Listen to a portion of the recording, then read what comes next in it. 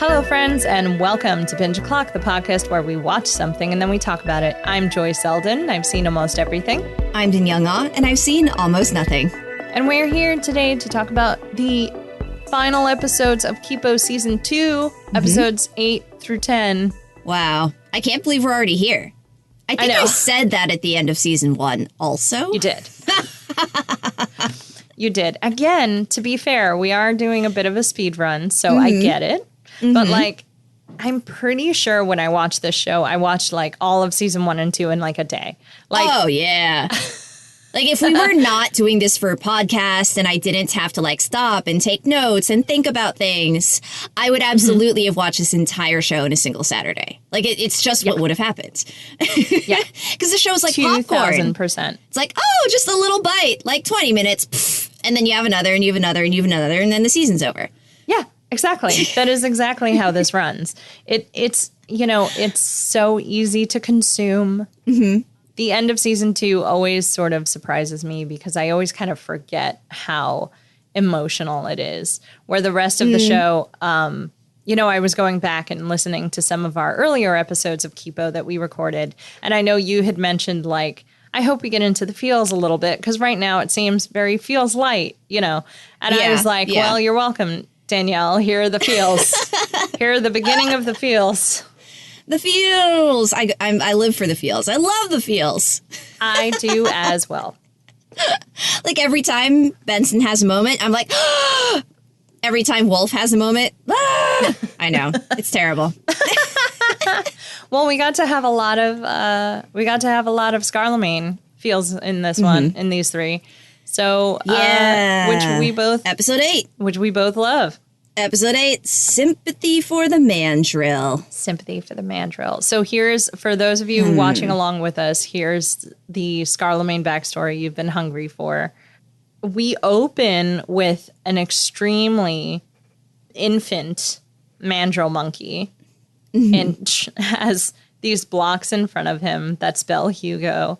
And there's Leo trying to be like, that's your name. Can you say your name? That's Hugo. Do you know what this block is? You know, and like trying to get an intelligent response, or what we perceive as an intelligent. As a person who professionally teaches people how to read, starting with someone's name makes absolutely no sense. But that is fine. It was plot reasons, Danielle. But like, you wouldn't think it would be like, this is the letter A. A. Can you say A? You know what I mean? Like, actually, what do you start with? I'm curious. What would you start with? You start with the letter sounds. Ah. Not the names. The sounds. Gotcha. So, cat, apple. Yeah. Tiger. And then you continue from there. See, I still didn't get it right. That's okay. This is why we're the amateurs and you're the professional. The vast majority of people would not have gotten that right. That's fair. My absolute favorite thing to do is pick up one of those little kid alphabet books and point out all of the words that they've matched with the letters that actually make absolutely no sense if you want to teach a kid letter sounds. Absolutely my favorite thing. That is, I think that's one of the reasons it's taken me so long to try and figure out the English language, to be honest. Like when there's a kid alphabet book and underneath the X, they put a xylophone. And I'm like, y'all know that word starts with a Z, right? Yeah. X is for xylophone. Distinctly not helpful. The exact opposite, in fact. Anyway, let me take us back on track. But yes, so we see this tiny baby monkey, and Leo and Song are both trying to get, you know, Hugo to show some semblance of, you know, speaking or what we consider human intelligence. Basically, the mute intelligence that we see out in the world, they're trying to get out of this monkey. And Dr. Amelia shows up somewhere in the middle and is just like, okay, we need more progress because we don't have a lot of non-mutated animals left. You guys need to start giving Hugo more and more and more mutagens to see if something sparks. Mm-hmm. And then 3,853 formulas later. I'm so glad you wrote it down because I also wrote it down. Hugo finally spells and reads his name, which again, just like one more time for the listeners, could just mean he remembered precisely what order those letters should go in and does not mean he can read. However, he does. Well, that is still him learning. He does distinctly know that is his name, though. He knows that is what he is called, which I think is progress, but not in the reading. Yes, exactly, not in the reading way. We eventually see him reading a book in this episode, which so obviously he got there. But yes, I do appreciate that it's actually you're going about that completely wrong, but it's fine. It's fine. It's fine. And we also find out that Dr. Amelia is doing all these tests because the idea is to fix the mutated animals out there and get them back to a, I assume, non-intelligent state. Right, exactly. So that humans can come back on top. Exactly. Right? Which we had basically gathered previous to this episode, but I wasn't upset with it being laid out specifically here. And again, the majority of the episode is focused on Scarlemange. I actually love that the writers also elected to just kind of, in the inside-outside sides of this episode, it's Scarlemange who's telling the story. Because in the present day portions of the episode are Kipo and her dad and Scarlemange, having this conversation. And then Scarlemange telling Kipo, well, I'm going to explain to you how I became Scarlemange. And then the story continues. So it's great because it's his perspective on how all of this happened. Yes. And I love that. I love that about this. I love that we get it entirely from Scarlemange's point of view. And Leo interjects a little bit, but really we've already seen Leo's story. True. Exactly. And we haven't seen we've seen him and Song talk about how they love Hugo and how they want to bring Hugo with them. And I don't doubt that. But there's a difference between your life is about the baby that you are preparing for, plus this monkey that you've grown really close to, and the monkey being essentially left alone for weeks on end because your wife is, going to be very pregnant soon. Right. And I also, I looked up ages for mandrills. And obviously, Scarlemange is a mute. So I'm sure that plays into this also. But I think adult male mandrills, can live 25 to 28 years or so. And I think in the wild. So it's one of those things where I was trying to figure out where the adolescence was, right? Because it's you've already hit 3,000 formulas and almost 4,000 formulas, right? So I was trying to figure out how old. Kind of a baby. Exactly. I was trying to figure out if he's not teenager age, but sort of a rebellious young adult. Young, mature. Or his teenager in mandrill years. Exactly. How an age, I don't know, what is it, 3-4-year-old cat is an adult? Yeah. When do they become an adult? I know. 3? Something like that. Something like right? that. It still freaks me out. So similar for him, I think, also. But yeah, so we have this really lovely Scarlemange talking about everything because he realizes that Leo didn't tell Kipo any of it. So he's like, Yes, exactly. He gets this delighted look on his face. Yes, exactly. It's delicious, right? And I mean, I don't know, I don't know how to talk about this episode because there are 3 very big things going on, right? There's Scarlemange telling his story, which is the present day. There's the story itself, which is the past. And then there's the whole rest of the team who are actually doing their own thing. I know. Right? Well, why don't we... So we can put them to the side for right now, right? Because I think that it's also important, as we're thinking about this story, to consider A, why Scarlemange is telling Kipo this story, and B, like, why Kipo's there in the first place, right? Right. Because she's showed up to save her dad. Well, to save her mom right? this time. Her mom. Yeah. This time she was trying to save her mom and she got captured. And actually, why don't we just touch on the other team? Because this is going to be very quick, everyone, because I'm pretty sure they were like, we can't have an entire episode where you don't see Wolf and Benson. And, you know, we have to make sure you see and Dave and Mondu. You have to know. Yeah. So like Dr. Amelia is sorting out the plan of like what to do about Scarlemange. And she's like, well, where's Kipo? Because, you know, she's giving them a brief. And Benson's like, oh, no, she's sleeping, which Mondu is like still in bed, curled up as Kipo, which is the cutest thing. Yes. I love it so much. What happens is they volunteer to go on this mission to go get some bomber nectar to use on their assault against Scarlemange. When really they're going to get the bomber nectar and try to break Kipo out because they're like, she has to be captured. No way. Right. Yeah, like she should have been back by now. Yeah. Exactly. She's been gone too long. Meanwhile, Kipo is there and is playing nice, basically, because she's Kipo. Well, because she's Kipo, and partly because of the way Scarlemange is treating her, which is, as his quote, guest of honor. Although, you know, it's very clear that he is threatening her in some way, and that if she jaguars out, there will be consequences. Yeah, right? Basically, she is free to a point. She can come and go as she pleases, you know, eat as she pleases, move around as she pleases. But not only does he have other humans with, you know, trained arrows pointed at her, but he also has, you know, her father and is perfectly fine taking care of Leo.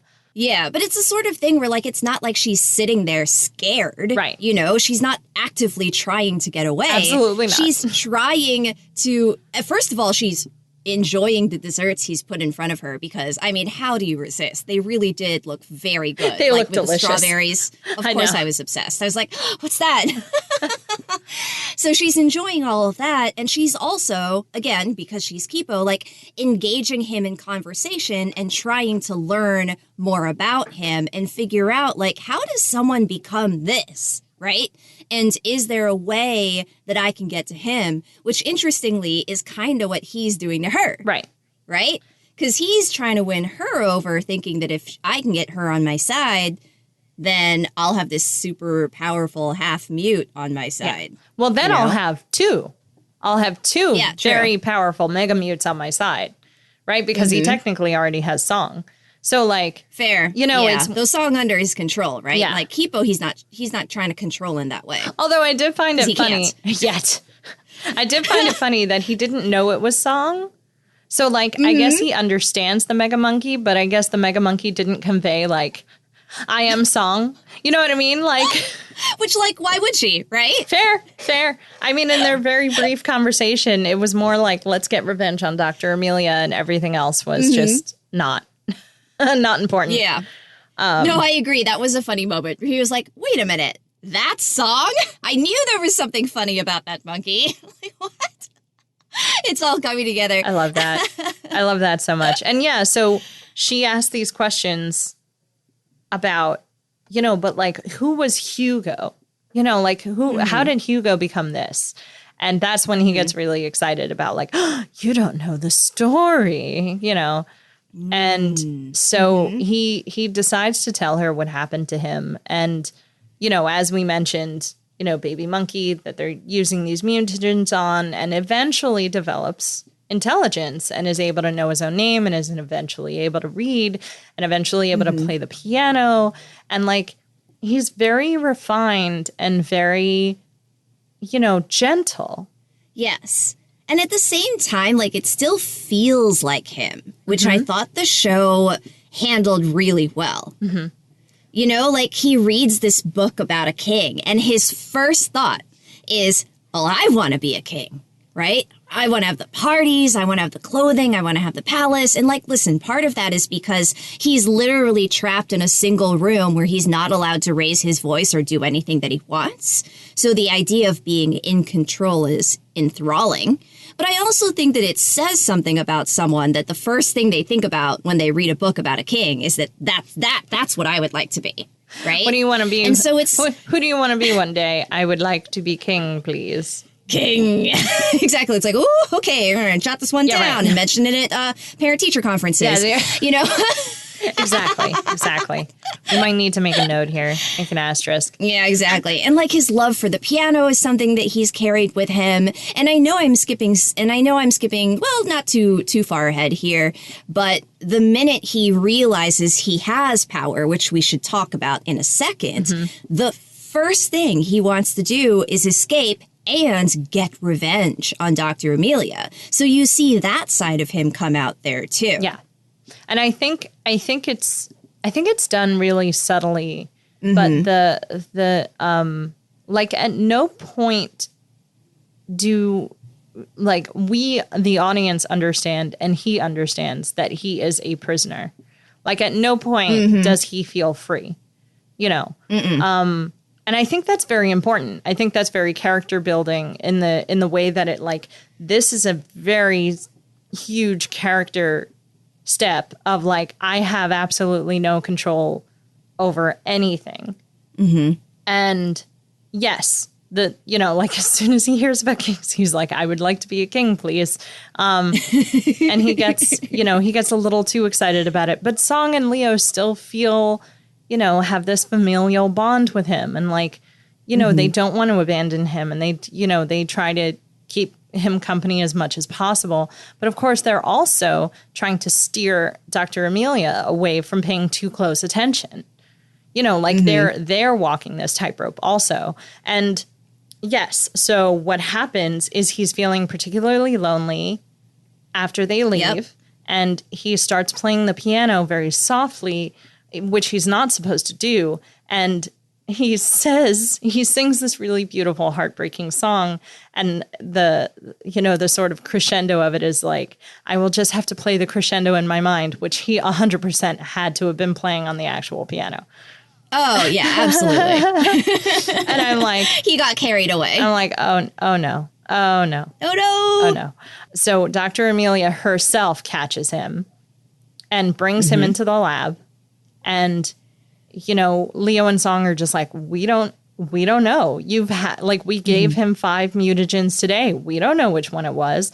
It could have been a fast reaction, slow reaction. It could have been a cumulative. We have no idea, and they're trying to like both save Hugo and save themselves from, this difficult predicament that they find themselves in. And Dr. Amelia is like, oh, what does she even do? She threatens...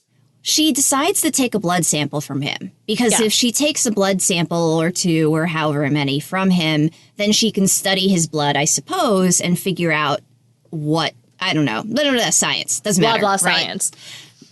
Now, as Zane is going in to take a blood sample from him, Hugo is getting very sweaty, and then some of the sweat splashes onto Zane's face, and of course... we know what's going to happen, right? Zane is immediately under his control. And now this is the moment where, well, at the time, Hugo realizes that he has power and he is something that he can use to take control of the people around him. But Dr. Amelia realizes that too.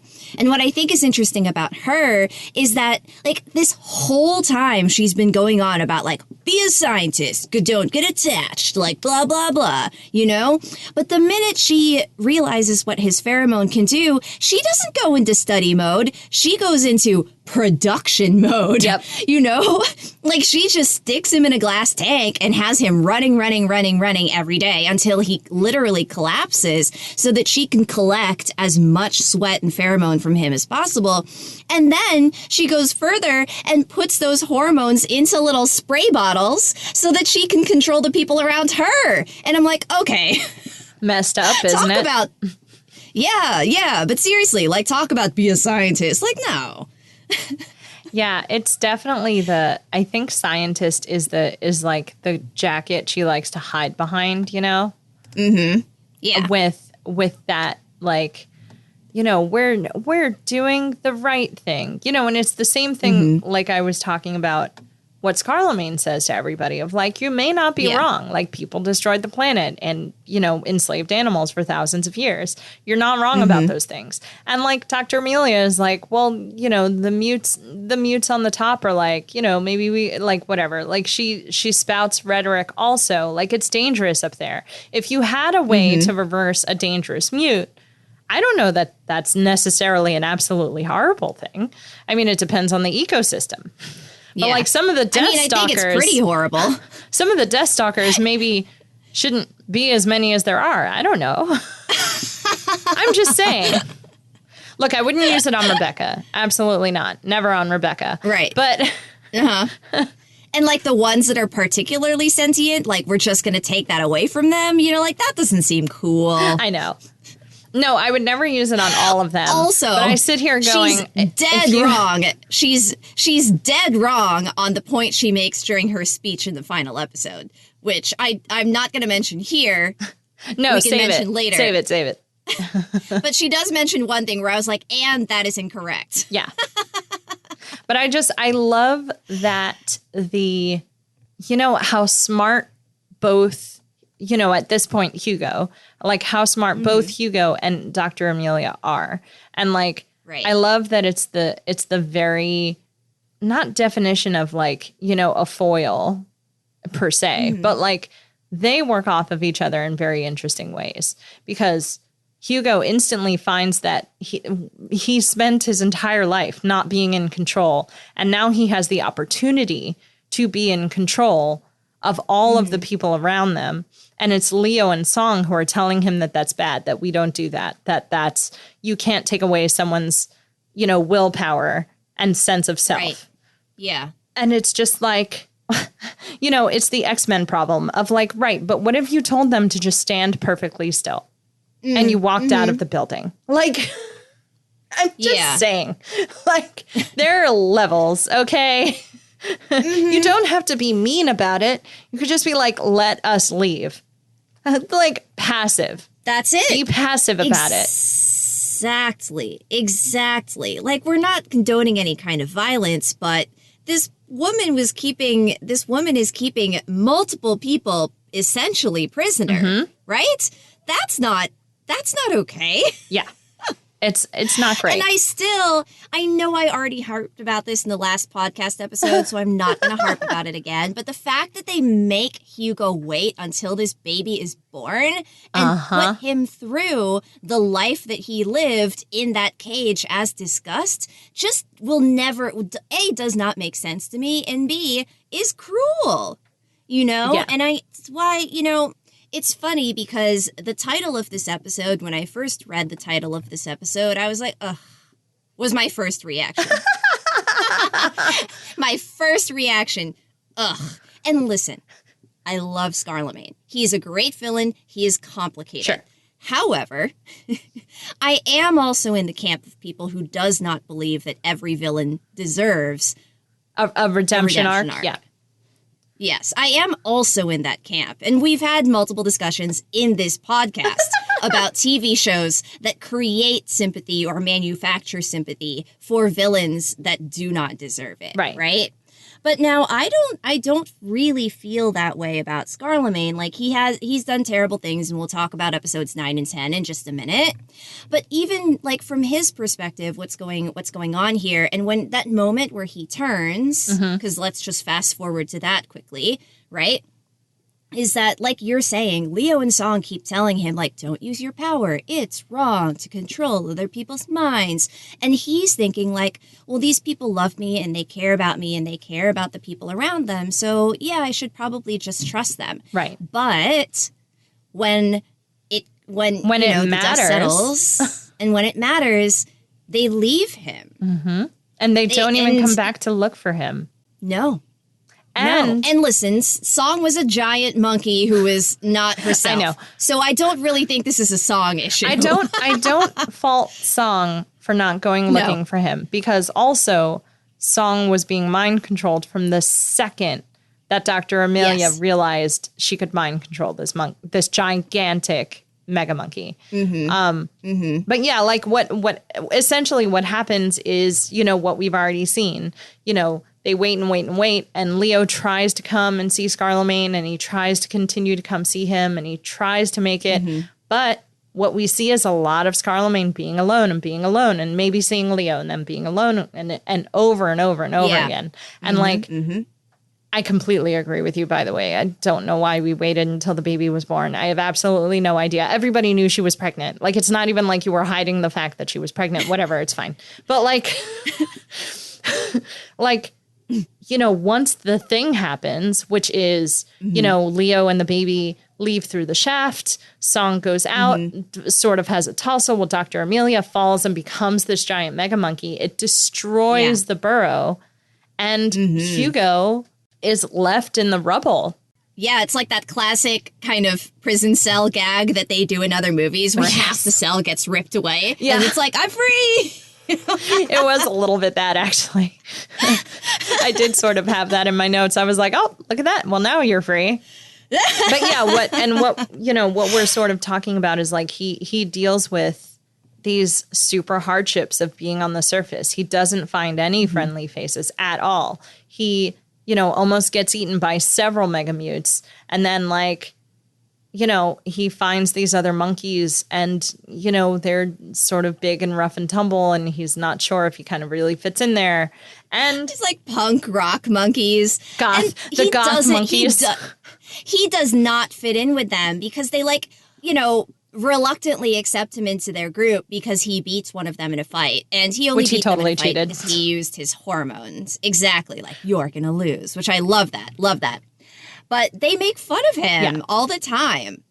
You know, he doesn't fit in with these monkeys. He absolutely doesn't. Primates. He doesn't at all. Like, he tries to like make it a battle of wits, and it's like that's not what's going to happen here. You cannot use your wits on the surface. And like in a lot of ways, his story of ending up on the surface is very similar to Kipo. Like, this horribly traumatic thing happened, and suddenly he's left alone, and he did, you know, like he doesn't have anywhere to go, and like he's kind of wandering around, and he's following this, you know, this pack, but like he's not really a part of them. And he runs into Leo. I was gonna say, like, before we get into the Leo piece of this, not to super interrupt you, but totally while we're on this point, like, I actually love that Scarlemagne kind of calls Kipo out on that.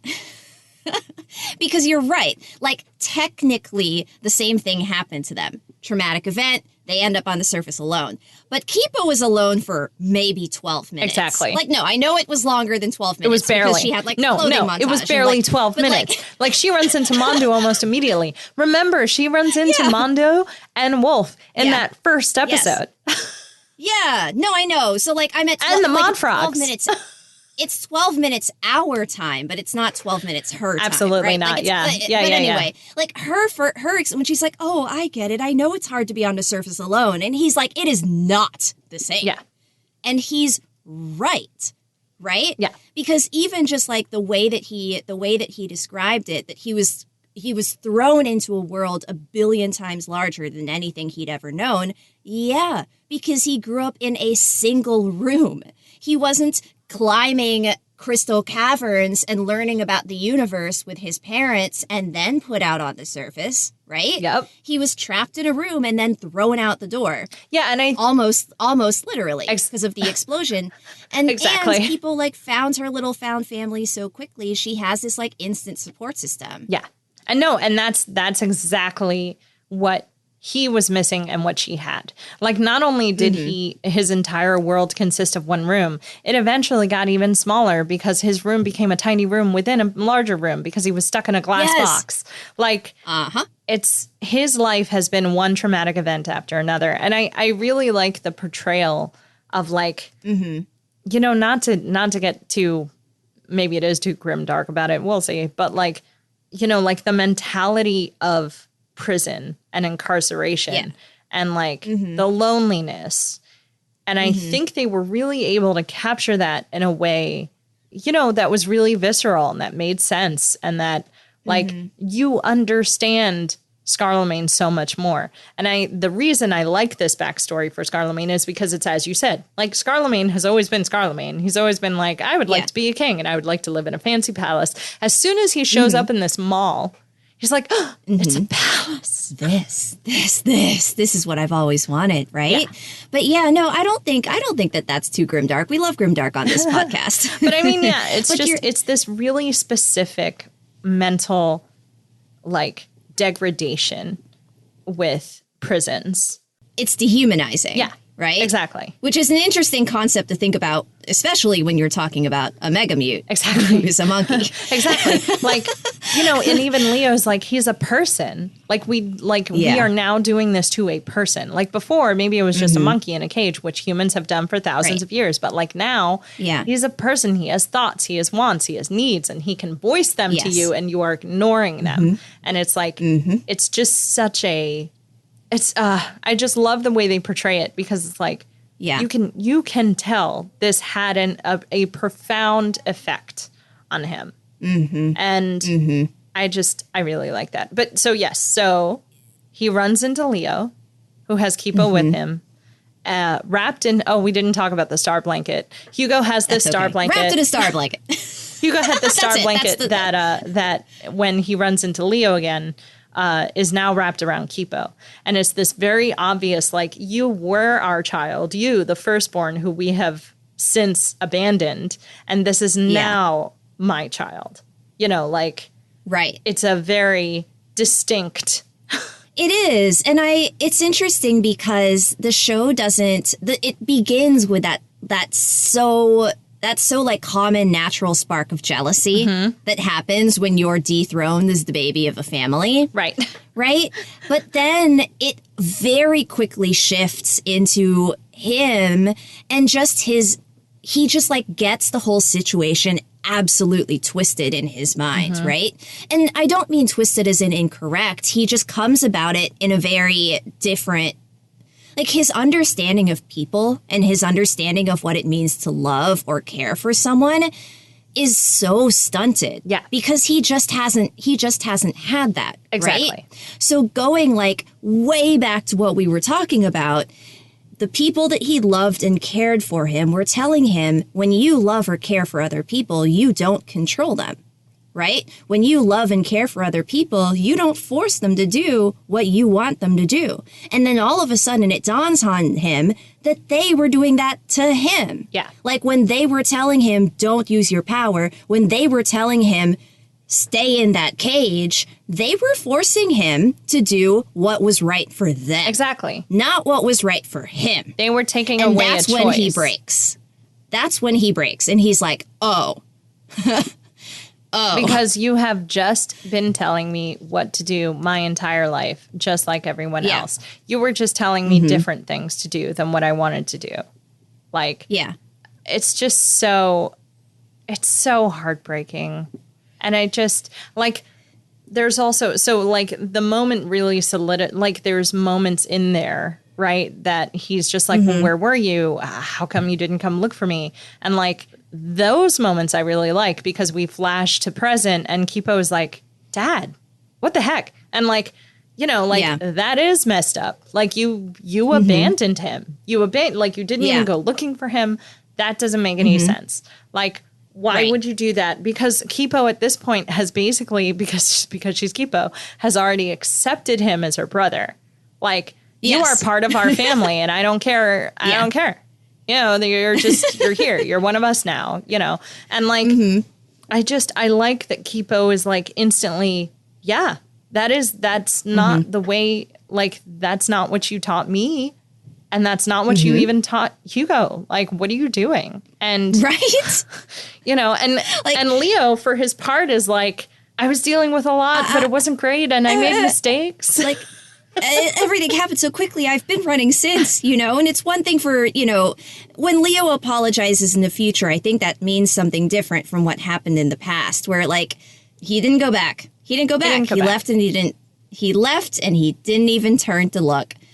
And so the little tiny moment after that is like, and I love what the animators did with this, which is where Scarlemange asks to hold Kipo. And there's just like this like flash of his little like maniacal smile that he has sometimes when you know he's up to something. Leo spots it. and is like, I don't think that's a good idea. And that's just like the final straw. The fact that on top of everything else, Leo doesn't trust Hugo to hold his child. Yeah. I love that moment. And listeners, I know we're spending a lot of time on this episode, but it was really complicated, and Scarlemange deserves it. Who knows? Maybe we'll break this up. We'll see how it goes. We'll see how long we go. But like, I really love that moment because it feels complicated also because like we were just like Hugo was Hugo at the time. Like, I think this is his exact split into Scarlemange, right? It is Hugo reading Leo for filth. And then once that happens, he's Scarlemange. But like right now, he's still Hugo.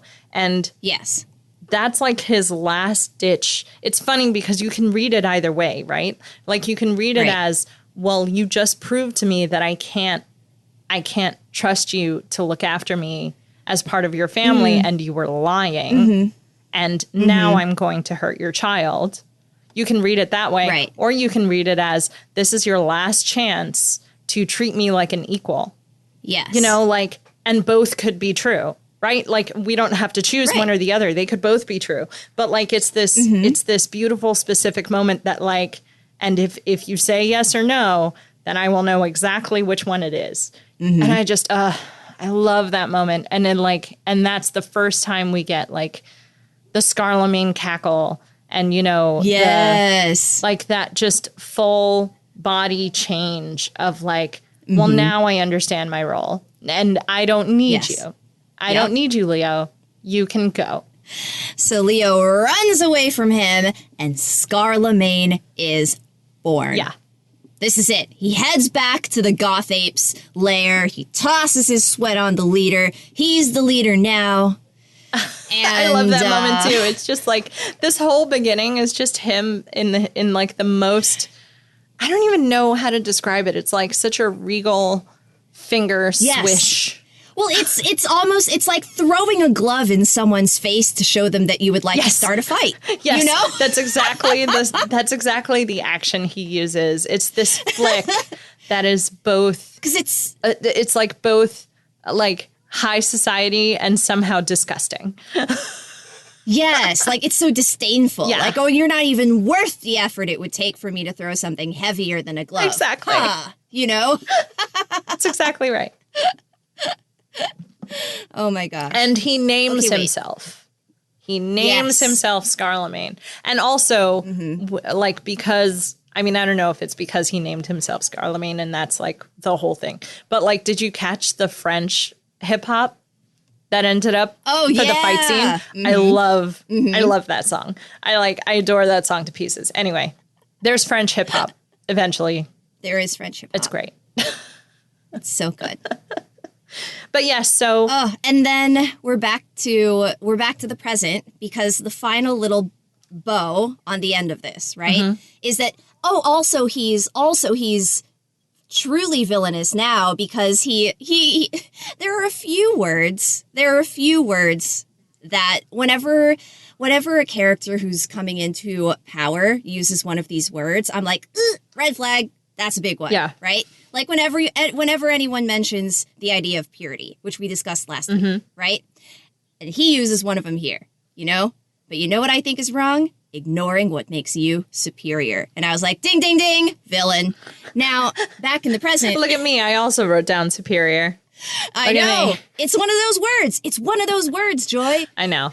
Well, you know, it's the very like, you know, human foible of somebody thinking that they're just like, you don't even have to actually be better. You just need that issue of like somebody actually thinking they're better than someone else. And it's like the most damaging thing on the planet, I swear. Yeah. I hate it. Anyway, and yes, continue. This is followed immediately by us cutting to the future. The moment that you had mentioned where Kipo's first reaction is to ask her dad, like, what? Yeah. How could you do this? I mean, listen, Dad tries to do what he can do. He tries to apologize. He insists. And honestly, Joy, it like really bothers me that the dad will not call Scarlemange. Like, I know. It irritates me. No, I know. It irritates me. The first time and I don't think I talked about this at the time, but I put it in my notes somewhere. But the very first time that like Scarlemagne and Leo see each other in the show, you know, and Leo says, you know, Hugo, and it's like, that is not my name. My name is Scarlemagne. Yeah. And like the first time that happens, the thing I wrote down was, and don't you dead name me or I will throw you out the window. That's exactly what this feels like. Yeah, it felt like that to me also. I know that that's not what I don't think that that's what the show is doing, because that's not the way that this character is set up. They're doing it feels like that. Yeah, they're doing a very, I mean, of course, look, I'm sure I'm also using dead name, and for those of you who are unfamiliar, dead name is a very common term within the trans community of like, once you change your name, your previous name is dead to you. And I do know there are some people who consider their previous name a dead name. There are some people who don't.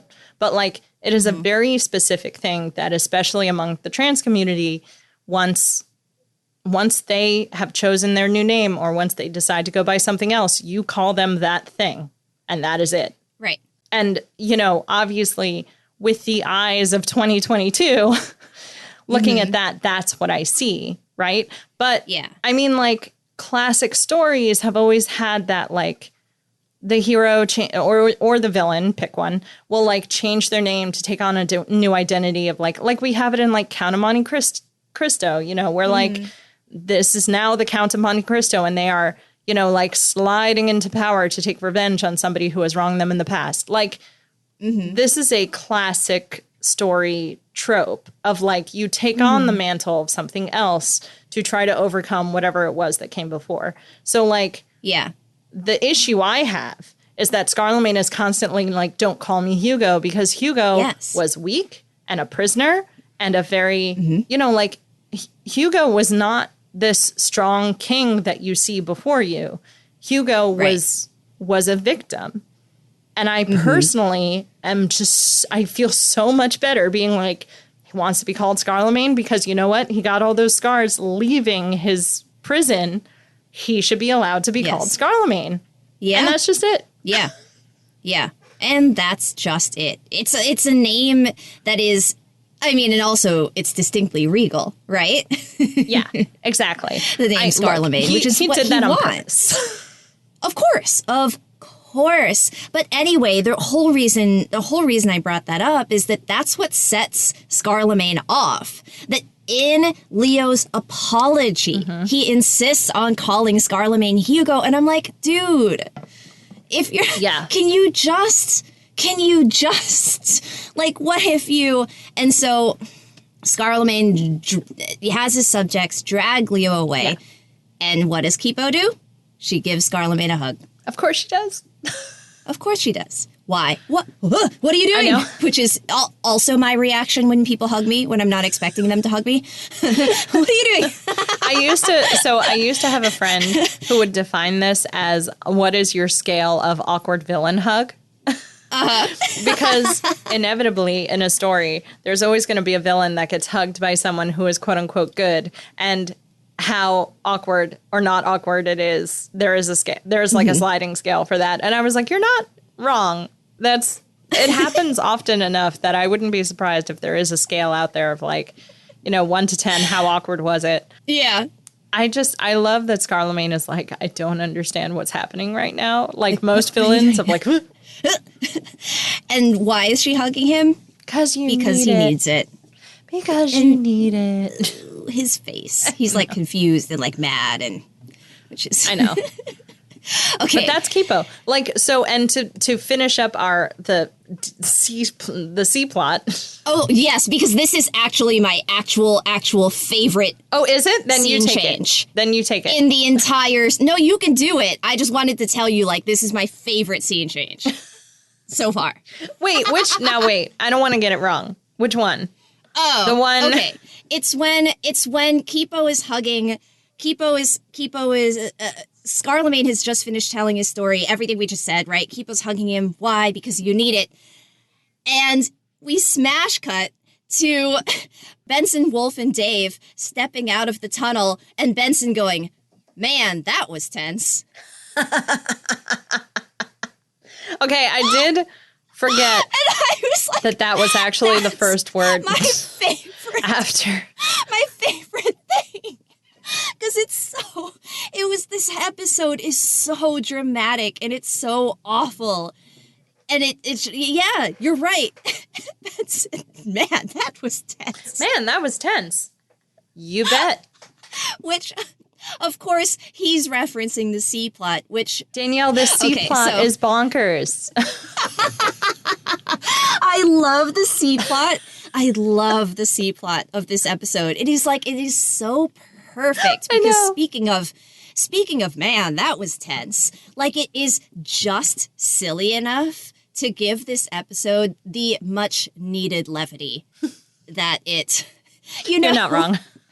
Because it's this show, because it's not Steven Universe Ride the Trauma Train. It's Kipo. And so you have to introduce some levity into the situation, and they do that with the C plot. I mean, look, we've just covered like the incarceration of a sentient being, and like and how they came to do what they do and all the terrible, horrible things that come after and blah, blah, blah. And it's like, yeah. Wouldn't you like to know the fetch quest and how the fetch quest is going with Dave and Benson and Wolf? I'll tell you how it's going. It is tense. Poorly. I mean, also poorly. Like, they go down into, is it Scarlemange's? Like the basement of his palace. Yeah, and they like rummage around and they steal one of these nectar bombs, and a guard is passing by, and Wolf and Benson are able to dive out of the way, but Dave is standing there frozen. And then when we cut back to him, he's no longer holding the nectar bomb. Where did it go, Danielle? He swallowed it. He swallowed it. He swallowed it. Like, he panicked. He just panicked. You guys were leaping behind crates like the majestic gazelles. I panicked. So he put it in his mouth, which actually I think is like such a perfect childlike response. I know. Because he doesn't have pockets, he's not wearing anything. Where do you put the thing? Inside your mouth. Well, especially if you're an immortal being who like which yes, it'll never cease to amaze me. And I love that we like picked up on it and talked about it so early on in our podcast episodes, because this show takes the fact that he's immortal and really puts it to good use. Yes, correct. And it becomes this thing where it's like, because he's such a little chaos bug, he decides to walk very carefully so he doesn't explode. Well, he has to, because if he like jostles too much, then he's going to... I know. I mean, first of all, Benson and Wolf are right next to him. I know. Right? So if he explodes, he would hurt them. And second of all, if he explodes in the basement of Scarlemange's palace, that's not good for anyone. Yeah. Right? Like, that messes up all the plans. With all the other nectar bombs there also. Oh, yeah. Really good point. That didn't even occur to me. And maybe, like, if the humans are right upstairs, it could... I don't think that Dave is thinking about that, because Dave is not that kind of bug. No. But all the humans are upstairs, also true. And if he exploded, that would be very, very bad. So he says they spend basically the rest of the episode with Dave walking very carefully through. And then... the basement, and then the tunnel. And then the tunnel. In the tunnel, his tummy starts rumbling. And Wolf and Benson go running because he's about... No, wait, before that. Oh, yes, before that. The cracks. Oh, yeah. The cracks. So he is very carefully walking over these cracks, and it's like it's like he needs like a pump up talk from Benson and Wolf. He like looks at Wolf, like, do you believe as much as Benson that I can walk over this crack? And Wolf is like, yeah. And it's like, you paused. There was a pause. There was a pause. There was a pause. I mean, okay, but the reason he checked in with her is that, yes, he's going over these cracks, right? This is the height of drama in the C plot.